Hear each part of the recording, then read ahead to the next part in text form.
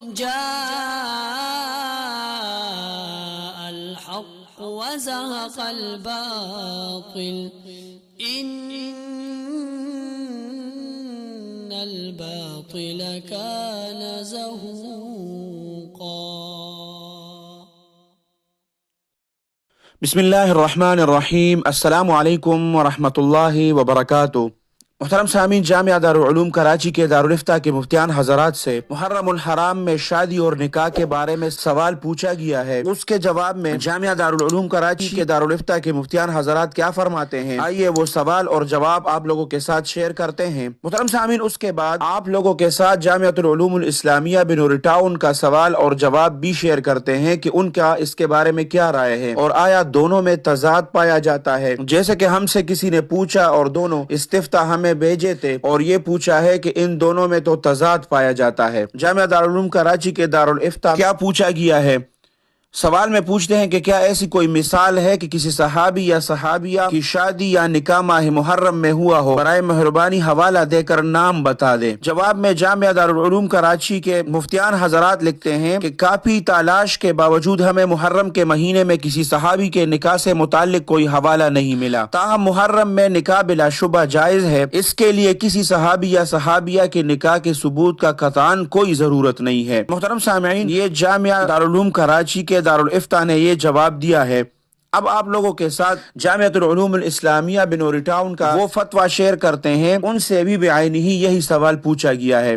سوال میں پوچھتے ہیں کہ کیا محرم میں نکاح کرنا جائز ہے؟ صحابہ کرام کے عملی زندگی سے ثابت کیا جا سکتا ہے. جواب میں جامعۃ العلوم الاسلامیہ بنور ٹاؤن کے مفتیان حضرات لکھتے ہیں کہ محرم الحرام کے مہینے میں نکاح کرنے میں کوئی قباحت نہیں.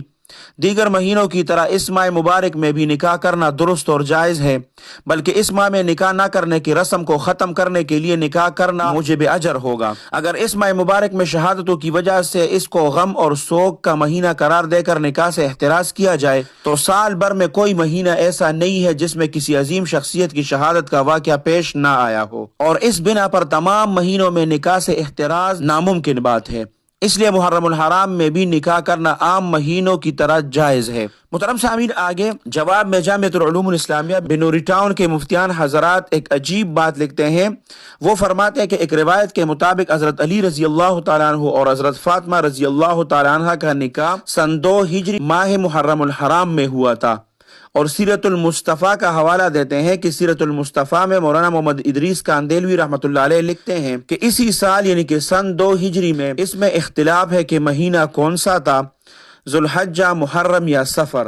رسول اللہ صلی اللہ علیہ وسلم نے اپنی سب سے چھوٹی صاحبزادی حضرت فاطمہ الزہرا رضی اللہ عنہا کی شادی حضرت علی کرم اللہ وجہہ سے فرمائی. محترم سامعین، حوالہ دیا گیا ہے سیرت المصطفیٰ کا صفحہ کے ساتھ. اور آگے لکھتے ہیں کہ بعض مورخین نے ماہ محرم میں ہی نکاح کے قول کو راجح قرار دیا ہے کہ حضرت فاطمہ رضی اللہ تعالیٰ عنہ اور حضرت علی رضی اللہ تعالیٰ عنہ کی نکاح وہ ماہ محرم الحرام میں ہوئی تھی. تو اس سے ثابت ہوا، کیونکہ پہلے والے میں جو پوچھا گیا تھا، ایک ساتھی نے سوال کیا تھا جامعہ دارالعلوم کراچی کے مفتیان حضرات سے، تو انہوں نے فرمایا تھا کہ ہمیں صحابی یا صحابیہ کے نکاح کے بارے میں ایسا کوئی قول نہیں ملا. لیکن جامعۃ العلوم الاسلامیہ بنور ٹاؤن کا فتویٰ آپ لوگوں کے ساتھ شیئر کرنا اس لیے ضروری تھا کیونکہ اس میں حضرت علی رضی اللہ تعالیٰ عنہ اور حضرت فاطمہ رضی اللہ تعالیٰ عنہا کے نکاح کا ذکر تھا کہ ان کا نکاح ماہ محرم الحرام میں ہوا تھا. اس لیے اس ماہ میں نکاح کرنا جائز ہے، اور اگر کوئی نکاح کرنا چاہتا ہے تو اس میں کوئی قباحت نہیں ہے. اور جس ساتھیوں نے ہم سے پوچھا تھا کہ دونوں کے فتاوی جات میں تضاد ہے،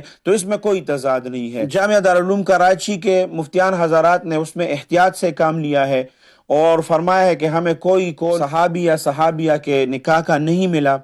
اور یہاں پر جامعۃ العلوم الاسلامیہ بنور ٹاؤن کے مفتیان حضرات نے بھی قول کو ذکر کیا ہے، اس کے ساتھ حوالہ بھی ذکر کیا ہے، اور آگے جا کر فرمایا بھی ہے کہ اس میں اختلاف ہے. تو محترم سامعین، اس میں تضاد کی کوئی بات نہیں ہے، ان دونوں میں کوئی تضاد نہیں ہے. بالاتفاق فتوے کا نچوڑ اور حاصل یہ نکلتا ہے کہ ماہ محرم الحرام میں نکاح کرنا جائز ہے. اللہ سبحانہ و تعالی آپ سب کو اپنے حفظ اور امان میں رکھے، اپنے خصوصی دعاؤں میں یاد رکھے. السلام علیکم ورحمۃ اللہ وبرکاتہ.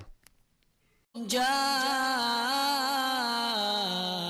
الحق وزهق الباطل إن الباطل كان زهوقا.